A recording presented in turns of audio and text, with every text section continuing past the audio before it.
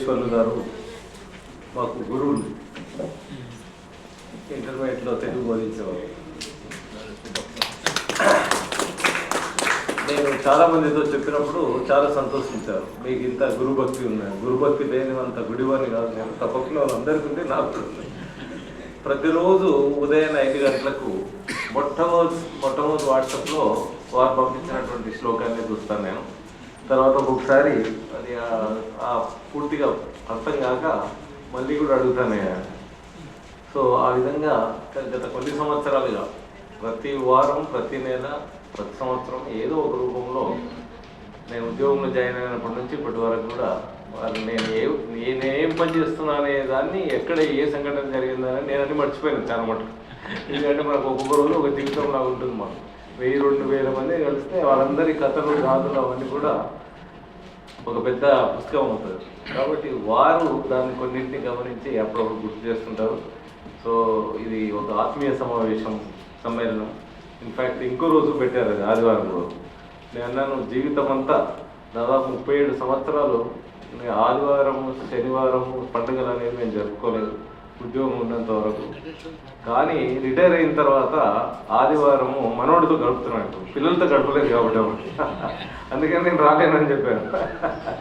అయితే వేరే రోజు ఏదో రోజు అయినా పెట్టండి, మళ్ళీ పని చూసుకొని తర్వాత సాయంత్రం పూట ఇక్కడికి వస్తానని చెప్తే అది పెట్టారు. తర్వాత చాలా సంతోషం. 3 పుస్తకాలు కూడా ఈరోజు పునర్ముద్రణకు, అన్ని 3 పునర్ముద్రణ, 1, 2 అర్థ విభజించి కొత్తగా ఫస్ట్ 2 తీరాలు ఈరోజు. తర్వాత ఎన్నో రోజుల కింద ప్రథమ ముద్రణ చేసి ద్వితీయ ముద్రణ చేసినటువంటి ఆర్తో విప్పంచి బతుకులోకి అనేటువంటి 3 కలిసి ఏదైతే వారు పిలిచారో ఆ సమావేశం రావడం అనేది ముఖ్యం. దాంట్లో ఏముందనేది కాదు, ఆ పుస్తకం టైటిల్ చూసి మనం జడ్జి చేద్దంటారు ఒకసారి. బట్ వారి ఆహ్వానించారు, రావడం అనేది ముఖ్యం. ఆమంగి వేణుగోపాల్ గారు, నేను ఏది మాట్లాడినా వారి ఒకసారి ఉర్దూ కవితలు వస్తే నేను వెంకటేశ్వర్లు గారితో అడిగితే, నాకు ఉర్దూ రాదు, తెలుగు అయితే చెప్తాను కానీ మా ఆమంగి వేణుగోపాల్ గారు ఉన్నారు, వారిని అడిగి మీకు చెప్తానని ట్రాన్స్లేట్ అటు చేయడం కానీ ఇటు చేయడం కానీ, ఆ విధంగా నేను పెద్ద కవిని కాదు కానీ కవులు అంటే, రచయితలు అంటే, సాహితీవేత్తలు అంటే, గాయకులు అంటే నాకు చాలా ఇష్టం, ప్రాణం. అంటే ఆ కోవలోనే వారు కూడా.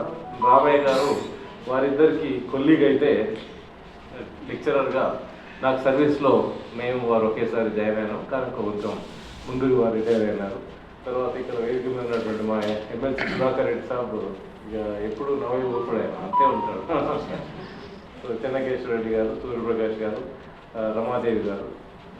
అండ్ ఇన్ఫ్యాక్ట్ వారి కొడుకు కూడా, నేను అమెరికా వెళ్ళినప్పుడు ఒకరోజు వారి ఇంట్లో ఆతిథ్యం ఇవ్వడం జరిగింది. రెగ్యులర్గా మనం టచ్లో ఉంటాం వాళ్ళతో.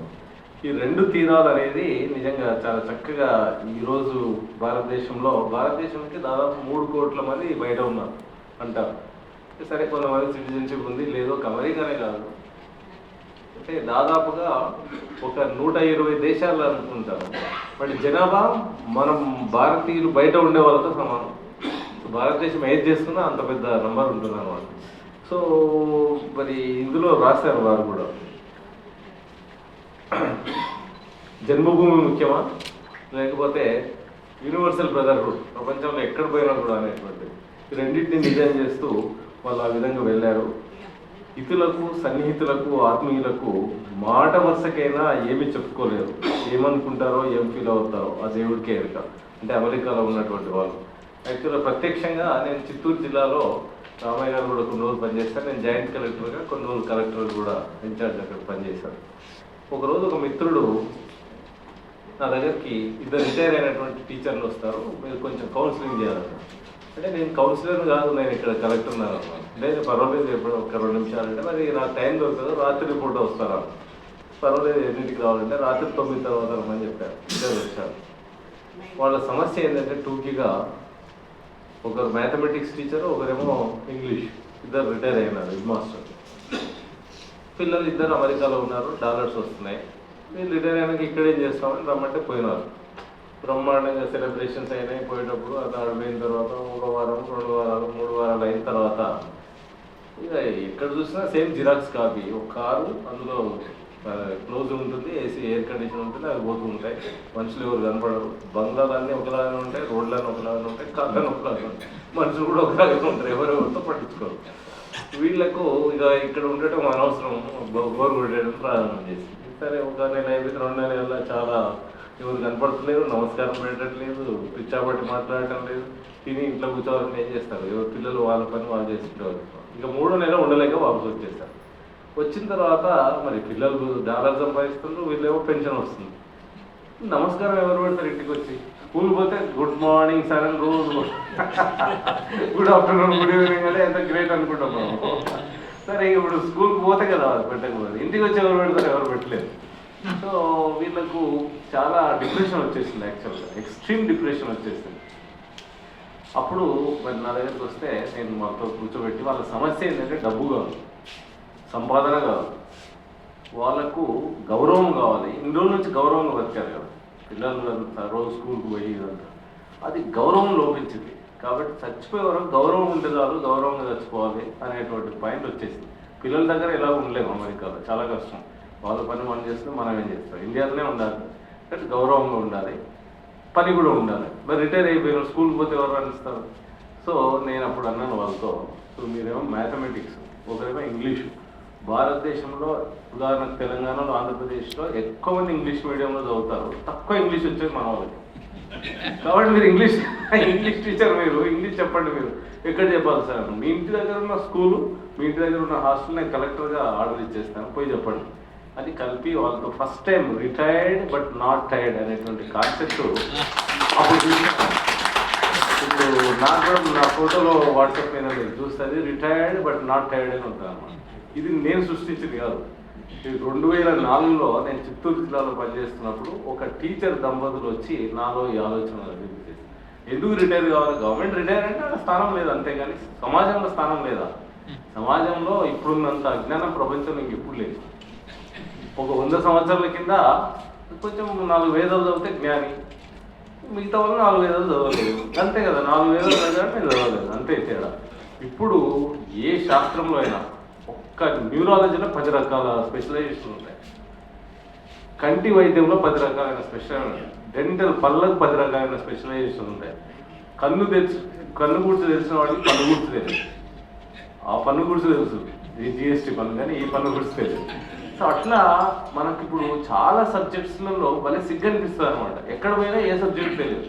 ఇప్పుడు ఇక్కడ పిలిచారు, కానీ మనకు ఒక్క కవిత రాయలేదు జీవితంలో, కవి సమ్మేళనానికి మనం ఎట్లా పోతామని సిగ్గు అనిపిస్తుంది. కానీ మనకు తెలిసిన సబ్జెక్ట్ వాళ్ళకి కూడా తెలియదు. వాళ్ళ కొంచెం సంజాయించుకొని పర్వాలేదు, వాళ్ళు ఒక సబ్జెక్ట్ తెలుసు, మనకు ఒక సబ్జెక్ట్ తెలుసు. నేను దాంట్లో అజ్ఞానం ఉంది, వారికి దీంట్లో అజ్ఞానం ఉంది. సరే, అందరికీ అన్నింటిలో విజ్ఞానం లేదు. కాబట్టి ఇప్పుడు ప్రపంచంలో 21వ శతాబ్దంలో ప్రతి సమాజానికి విజ్ఞానం ఉంది, వ్యక్తికి అజ్ఞానం. ఒప్పుకుంటారా? కెమిస్ట్రీ తెలిసిన ఫిజిక్స్ తెలియదు, ఫిజిక్స్ తెలియదు, బయాలజీ తెలియదు, ఆ మ్యాథమెటిక్స్ తెలియదు, ఏమేమో వైద్యాలు చేస్తున్నారు, కొత్త వైద్యాలు చేసి సైన్స్ తెలియక బాబు. అట్లాగే మన పని మనుషులు వాళ్ళు వీళ్ళు హోటల్ ఏ ఫంక్షన్ పోయిచ్చినా 2-3 రోజులు మళ్ళీ మనం హాస్పిటలైజ్ అవుతాం. వాళ్ళు కావాలని కాదు, సైన్స్ తెలియదు. సబ్బు పెట్టి కడుకుంటే మేమన్నా అస్పృష్టమా, ఎందుకు కడుకుంటూ ఉంటారు. ఎందుకు కడుకుంటాం అంటే ఇక్కడ నేను పెట్టాను కదా, ఇప్పుడు 1 మిలియన్ బ్యాక్టీరియా అంటింటేనా. ఒక రోజుకైనా సింగపూర్ నుంచి వచ్చాడు, సార్ మీరు మున్సిపల్ డైరెక్టర్ కదా, శుచి శుభ్రత గురించి బాగా చెప్తారని విన్నాను నేను, స్వచ్ఛ భారత్. ఒకసారి కొంచెం మీ దగ్గర వాల్స్ అన్నిటికీ ఏదో పెట్టాలి సార్, బ్యాక్టీరియా అంతా చచ్చిపోతాను అంటే, ఇది మొన్ననే సున్న వేసినాం కదా ఏమైంది అంటే, ఒక ఉదాహరణకు మీ చెయ్యి టెస్ట్ చేస్తారన్నాడు. నేను ఇప్పుడే 5 నిమిషాల కింద నేను జొన్న రొట్టె తింటా పొద్దున టిఫిన్, ఇంట్లో ఎప్పుడు తినాను, కార్లో కానీ టైం దొరక ఆఫీస్ తీసుకో. ఇప్పుడే కార్లో తినన్నాను, వచ్చి ఇక్కడ సబ్బు పెట్టి కడుక్కున్నానండి. వచ్చి ఒక 5 ఫైళ్ళు చూసాను. సార్ ఒక్కొక్క ఫైల్ మీద లక్షలకు బ్యాక్టీరియాలు ఉంటాయి అన్నాడు. అరే ఈ 2 నిమిషాల్లో అట్లయితే ఉంటాయి, టెస్ట్ చేయమంటే కొంచెం స్వాబ్ తీసుకొని మెషిన్లో పెడితే 1 స్క్వేర్ ఇంచ్లో 30,000 బ్యాక్టీరియాలు. అట్లా ఒక్కొక్కరికి ఒక సబ్జెక్ట్ తెలుస్తుంది, ఇంకోటి తెలియదు. సో ఈ పరిస్థితులలో మరి మన సాఫ్ట్వేర్ అని వాళ్ళు కన్నవాళ్ళ మధ్య వారధిగా ఊగిసలాడుతుంటారు. వాళ్ళు కన్నవాళ్ళ మధ్య బిజీగా జరుగుతూ రోజులు గడుపుతుంటారు. అట్లాగే సాఫ్ట్వేర్ ఏదైనా ఏదో సాఫ్ట్వేర్ ఇది so hard, software is so hard to touch. Software అని అందరు తిరుగుతుంటారు, ఉరికిస్తుంది, ఊరిస్తుంది, ఇది లేకుంటే రాకుంటే బతుకులేదు అనిపిస్తుంది, బ్రతకలేదు అనిపిస్తుంది అని చక్కని దాని మీద రాశారు. వసుదైక కుటుంబం మన ఫిలాసఫీ, జననీ జన్మభూమిష్ట మనదే మరి. కానీ వాళ్ళు వసుదైక కుటుంబం అన్నది మనమే, జననీ జన్మభూమిష్ట అన్నది మనమే. ఇప్పుడు ఈ వసుదైక కుటుంబం అని మన భారతదేశంలో పుట్టిన వాళ్ళు 3 కోట్ల మంది బయటికి పోయి హైయెస్ట్ ఫారిన్ ఎక్స్చేంజ్ వస్తుంది, వాట్ ఎవర్ డాలర్స్ వస్తుంది, రెమిటెన్సెస్ వస్తుంది ప్రపంచంలో మనకి అంతో ఇంతో. కారణం ఏదైనా రెక్కలు వచ్చినాయి, రెక్కలు వచ్చిన తర్వాత ఇళ్ళలు చెరిగిపోయినాయి.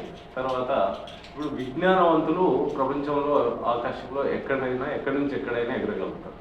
రెక్కలు బలంగా ఉంటే అక్కడ అట్లాంటిక్ నుంచి, కెనడా నుంచి ఒక పక్షి, గాడ్విచ్ అనేటువంటి పక్షి ఆస్ట్రేలియా వరకు ఎగురుతుంది నాన్ స్టాప్, ఎందుకంటే రెక్కలు బలంగా ఉన్నాయి కాబట్టి. అట్లనే ఈ విజ్ఞానపు రెక్కలు ఉండటం మూలాన మన ఊరు, మన గ్రామము, మన పట్టణం అని కాకుండా ప్రపంచంలో ఎక్కడైనా కూడా ఎగిరిపోగలుగుతున్నారు భారతీయులు. ప్రపంచంలో అంతటా రెడ్ కార్పెట్ వేసి భారతీయుల్ని ఇప్పుడు స్వాగతిస్తున్నారు. నెక్స్ట్ 3-4 దశాబ్దాల వరకు, 5 దశాబ్దాల వరకు ప్రపంచంలో అంతటా భారతీయులు ఉంటారు. ఎందుకంటే ప్రపంచం వయసు 45 సంవత్సరాలు, భారతీయుల సగటు వయసు 28 సంవత్సరాలు. So the youngest nation in the world. So regrets, అట్లాగే నో రిగ్రెట్స్ అనేటువంటి దాని మీద కూడా ఎగిరిన గాలిపటం ఎప్పుడు ఎక్కడ వాళ్తుందో తెలియదు, ప్రాణం ఉన్నంత వరకు కన్నపై కలత చెందరు అనేటువంటిది రాశారు. అట్లాగే మనం చాలామంది మాట్లాడుతూ ఒక శల్య సారథ్యాన్ని గుర్తు చేస్తుంటాం. శల్య సారథ్యంలా కాకుండా శ్రీకృష్ణ సారథ్యంలాగా దిశలు నిర్దేశిస్తూ విజయుని చేద్దాం, ధైర్యాన్ని నూరిపోద్దాం అనేటువంటి చక్కని కవిత్వం రాస్తారు వాళ్ళు. అనూహ్యంగా అనేటువంటి దానిలో ఏ కాస్త ఆకుకదిలినా మనుగడ ప్రశ్నార్థకమే. ఎందుకంటే ఒకే రోజు 10 లక్షల కోట్ల ఆవిరైన వస్తుంది, తెల్లారి చూస్తారు. ఏమైందంటే అక్కడ అమెరికాలో ప్రెసిడెంట్ ఫెడరల్ బ్యాంక్ మీద కేసు పెడుతున్నాడు అనేసరికి 10 లక్షల కోట్లు పోతాయి. అంటే అనామతులను మొత్తం జీవితం అంతా, ప్రపంచం అంతా కూడా ఏ చెట్టు, ఏ ఆకు ఎవరు కదిలితే, గట్టిగా తుమ్మితే అందరూ తుఫాన్లాగా దాన్ని తాకిడి తట్టుకొని పోయి కింద పడి మీద పడి చచ్చిపోయే పరిస్థితి వచ్చింది. సో అందుకోసమనే ఆ ఇంత సున్నితంగా సుతారంగా సాగిపోతుంది, ఆలోచనకు అందకుండా వేరే అవకాశం ఇవ్వకుండా అనేటువంటిది. ఈ గ్లోబలైజేషన్లో నవతరం నయగారాల ఉరకలు పెడుతుంది, ఉవ్వెత్తుగా దుంకుతుంది. వీళ్ళ జీవితాలు జాజ్వలయ మౌనంగా సాగిపోవాలని ఆశిద్దాం. అట్లా ఇదో అందమైన మూవీ లేదు దానికి నావి అని చాలా చక్కని కవితలన్నీ రాశారు. అయితే నేను ఎక్కువ భాగం 37 ఏళ్లలో 12 ఏళ్ళు మున్సిపాలిటీలో పనిచేశాను. అంటే మున్సిపాలిటీలో పనిచేసినప్పుడు నిద్ర రాదు. ఎందుకంటే నేను కలెక్టర్గా ఉన్నప్పుడు రోజు నేను ఎప్పుడు ఫోన్ ఆఫ్ పెట్టాను. నైట్ 12:30కి ఫోన్ వచ్చింది అనంతపురంలో. లేపాను, లేకపోతే కలెక్టర్ అని లేదు, ఏమి లేదు, ఇష్టం వచ్చినట్టు తిట్టేస్తున్నాడు అబ్బాయి. ఏంటంటే ఈ కుక్కలు మరుగుతుంటే నువ్వేం చేస్తున్నావు కలెక్టర్? అరే కుక్కలు మురుగుతే కాదు, కుక్కలు కరిస్తే కూడా చేసేది ఏం లేదు. ఇప్పుడు అన్ని కోట ఆడుతున్నాయి, అదేదో దేవుడు.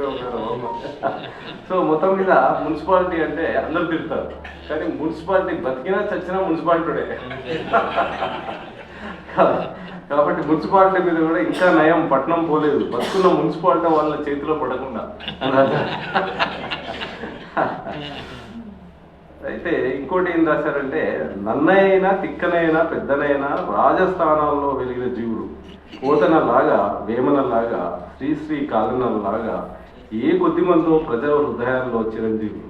అంటే ప్రజా సంక్షేమం ముఖ్యము, రాజ సంక్షేమం కాదు అనేటువంటిది. ఒక రాజు గెలుపు కోసం రాలిన తరలు, అది ఒక భూమి పుట్టుక కోసం రాలిన సురగోళాలను, ఒక రాజు గెలుపు కోసం తెగిపడిన నరకంఠాలను అని దాశరథి రాసినట్టు వారికి ఎప్పుడు వీళ్ళ మీద ప్రేమ. అట్లాగే కాకి మీద కూడా సార్ ప్రేమ ఎక్కువ. నాకు కూడా అనుకోకుండా ఈరోజు ఈ కవితలు చూశాను. అందరూ కొంగను కోకిలని ఎందుకు లైక్ చేస్తారు? కాకి చేసిన తప్పేముంది? అదేం తక్కువ చేసింది, వీళ్ళేం ఎక్కువ చేసింది. వారికి కావుగా ఉండదు ఇప్పుడు. సో వారికి కూడా కూకు అని కర్ణయం పేయంగా పాడి పరవశంతో పగలే నిద్రపుచ్చే కోకిల కన్నా తెల్లవారిందని నిద్ర లేవుండని కాక పట్టొద్దని కర్తవ్యం బోధించే కాకే విన్నా. చాలా బాగుంది అప్పటి. సో అంటే ఏమన్నమాట, మనం అకారణంగా అనవసరంగా కొంతమందిని రంగు చూసి, వాళ్ళ యొక్క దేశం చూసి, భాష చూసి ప్రేమిస్తాం, ద్వేషిస్తాం. అది కరెక్ట్ కాదు. ఫంక్షన్ చూసి చేయాలనేది అది పాయింట్. రైల్వే నయం, ఇది చాలా నాకు బాగా నచ్చింది. రైళ్లే కాస్త నయం, ఆలస్యంగానైనా గమ్యస్థానాన్ని చేరుకుంటాయి, నెమ్మదిగా. కానీ ఎవరి శాపమో ఇది ఎక్కడి పాపమో, ఏళ్ళు పూళ్ళు గడిచిన ఉన్న సీటు నుంచి పక్క సీటుకు రవ్వంత జరగవు కదా ఆఫీస్ నుండి ఫైన్. ఇది ఎందుకు నచ్చిందంటే నాకు ఒకటి నిజము, రెండోది రెడ్ టైపిజం అంటారు. మనం లీవ్ పెట్టినా మన లీవ్ మనకే ఇవ్వడానికి. ఇప్పుడు ప్రెగ్నెన్సీ ఉంది, డెలివరీ కావాలి, నువ్వు లీవ్ ఇవ్వకుండా ఎట్లా ఏం చేయాలి? ఇప్పుడు అది కూడా డెలివరీ అయిన నెల రోజులకు వస్తుంది. అప్పుడు ఈ సంఘర్షణతో డెలివరీ కావాలో వద్దా? సో ఇట్లాంటి సంఘటనలు ఎన్నో ఆఫీసులలో జరుగుతాయి. కాబట్టి నేను ఉద్యోగం చేయనప్పటి నుంచి ఒక ప్రామిస్ నాకు నేను ఏ రోజు ఫైల్ ఆ రోజు 24 గంటల్లోనే చూస్తాను అని ఒక ప్రామిస్ చేశాను. నేను 37 సంవత్సరాలు 24 గంటల్లోనే నాకు వచ్చిన ఫైల్ చూశాను.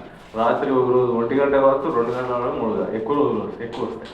నేను పనిచేసినప్పుడు ఒక జిల్లాలో అనంతపురంలో ఇట్లా ఇచ్చారు, నా కలెక్టర్ దగ్గర 24 గంటల కంటే ఎక్కువ ఫైల్ ఉంటే ఎఫ్ఐఆర్ చేయొచ్చు. తెల్లారి ఒక ఎక్స్-ఎంపీ వచ్చాడు, సార్ ఎవరో మీ తరఫున ఇట్లా ఇచ్చారు, నిజమేనా? నిజమేనా? కలెక్టర్ ముందర అన్ని ఫైల్స్ ఉంటే మనిషి కనపడు, మీరు రోజు ఎట్లా చూస్తారు సార్? నా దగ్గర రేపటి వరకు ఒకటి ఉంటే కేసు పెట్టండి అని చెప్పాను. సో అది కాకతల్లి ఏం జరిగింది, 37 ఏళ్ళు ఆ విధంగా చేశాను నేను. అయితే అట్లా చూసింటే మరి ఇది రాకపోతుండేమో సార్, కానీ అందరూ అట్లా చేయట్లేదు కదా అనేది ఆయన ఉద్దేశం. ఒకరో ఇద్దరు చేస్తే ఎట్లా, అందరు చేయాలి కదా. 100కి 99 మంది ఎట్లా చేస్తే దాని మీద మనం మాట్లాడుకుంటాం. సో ఆ విధంగా ఆయన బ్యూరోక్రసీ మీద, రెడ్ టైపిజం మీద చాలా బాగా రాశాడు. తర్వాత తేనెటీగలు కొన్ని అంటే ఎప్పుడు బిజీగా ఉంటాయి, తినవు తాగవు. అట్లనే మనం కూడా బిజీగా ఉంటే సంపాదించి పెట్టి ఒక రోజు చచ్చిపోతాం. కాబట్టి తేనెటీగల్లాగా అన్ని ఒక దగ్గర పెట్టి బిజీగా ఉండి చచ్చిపోవడం కంటే ఉన్న ప్రతి క్షణాన్ని ఆస్వాదించడం మంచిదనేటువంటి కవిత రాశారు. అట్లా నేను ఈ 3 నాకు పంపించారు, కానీ టైం సరిపోక అప్పుడు చదవలేదు. కానీ ఇప్పుడు టైం దొరికింది, 3 చదివేసిన. ఇప్పుడు దాంట్లో నచ్చినవి టిక్ చేసిన అనమాట. భిన్నత్వం మీద అయితే చాలా బాగా రాశారు. భారతదేశం సముద్రం ముందు కూర్చున్నాను, నాలో నిశ్శబ్దంలో నిల్చున్నాను, లోన సముద్రం. ఇది ఎవరికైనా వర్తించకుండా ఉంటుంది, ప్రతి ఒక్కరికి మనందరికీ వర్తించేది. ఒక్కరం కూర్చున్నామంటే సముద్రం అంత ఘోష, మనలో ఆత్మఘోష. అందరిలో ఉన్నప్పుడు హ్యాపీగా ఉంటాం, ఇంటికి పోయి పడుకున్నప్పుడు నిద్ర కలతరిగా వస్తుంది, లేదంటే నిద్ర డిస్టర్బ్ అయ్యి పిల్లలు వేస్తాం. ఎందుకంటే మనసు ఎప్పుడు చూసినా ఇక వేరే అపోజిషన్ ఏం అవసరం లేదు మనకు. ప్రతి మనిషికి రాత్రిపూటే తన మనసే ఒక అపోజిషన్ లీడర్. సో అది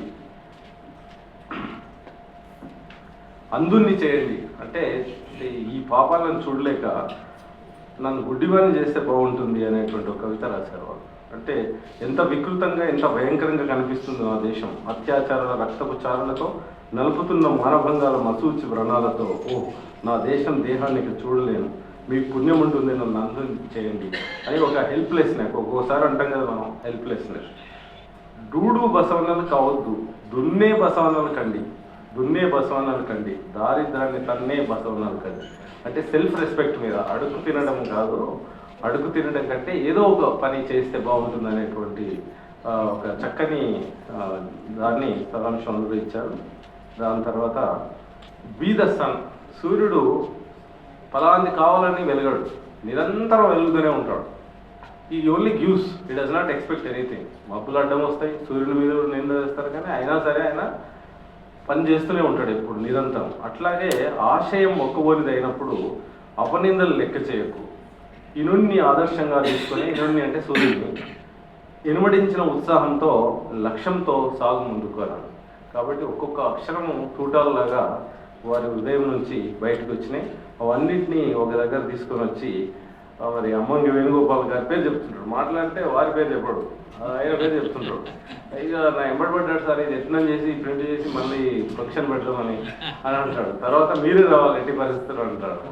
సో చేపలు ఎంత పిచ్చి చేపలు ఇవి, కరువుపచ్చపు ఎర్రలకు కక్కుర్తి పడ్డాయే కానీ ధరల వరలో చిక్కుతామనే ధ్యాసే లేదు కదా వీటికి. అది వచ్చినప్పుడు సంతోషపడతాం కదా. ఆ విధంగా బురద, అంతగా గోదావరికి వరదలు వచ్చాయి కదా, ఎన్నో ఊళ్ళు మునిగిపోయాయి కదా, మరి ఆ బురద ఏమైందంటే ఒకరి మీద ఒకరు వేసుకుంటారు. కాబట్టి బురద ఎక్కడ ఉంది కదా, రాశారు చాలా చక్కగా. సో అట్లా చాలా చక్కని కవితలు రాశారు. చాలా రోజులు ఏంటి నేను చచ్చిపోయి అనొచ్చు నువ్వు, అక్కర్లేదా నీకు, బతికే ఉన్నావు కదా అని. అయితే చెత్తో కొత్తో ఏ చిన్న కవిత అయినా ఒక్కటి రాసిన దాఖలా చూపించు. ఇంకొకటి రాస్తారు, ఇది నేను ఎప్పుడు ఎగ్జాంపుల్ చెప్తుంటాను. ఇది ఆల్కహాలం భారతదేశంలో అత్యధికంగా తాగుతుంది అరుణాచల్ ప్రదేశ్లో. 147 మంది తాగుతారు. గుండె చేతిలో పట్టుకోండి. నెక్స్ట్ ఎవరు చెప్పండి?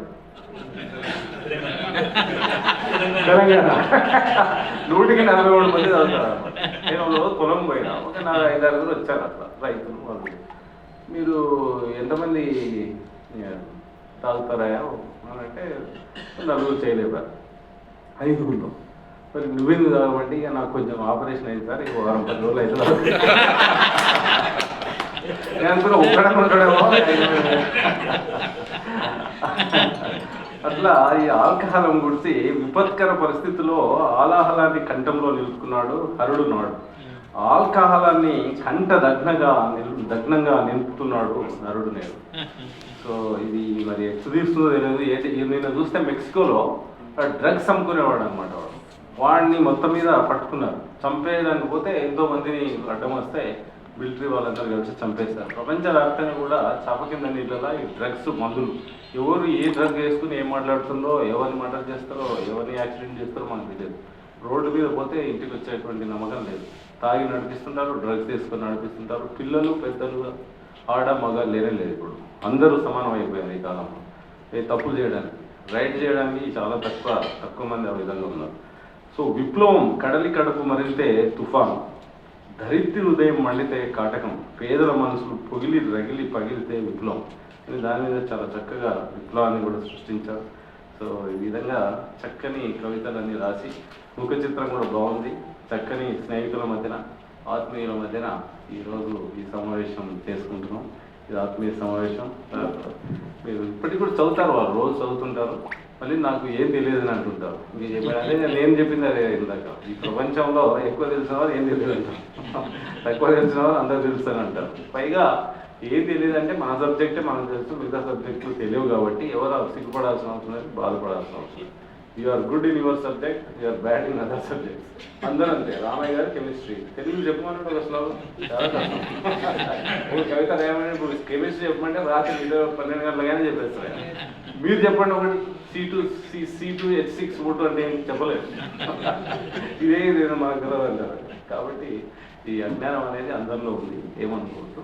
దీపం పెట్టాలి. అజ్ఞానం చీకటి ఉందని బాధపడేటంటే మన చేతనైనంత చిన్న దీపం, చిరు దీపం పెట్టి వెలిగిస్తే అందరూ దాంట్లో కూర్చొని ఉంటారు. నాకు అవకాశం ఇచ్చినందుకు మరొకసారి ధన్యవాదాలు చేస్తున్నాను. నాకు అందరూ మాట్లాడేంత వరకు ఉండాలని ఉంది, కానీ ఇంకొక ఫంక్షన్ పోయి ఉంటుంది, అందుకనే రిక్వెస్ట్ చేశారు. మామూలుగా అయితే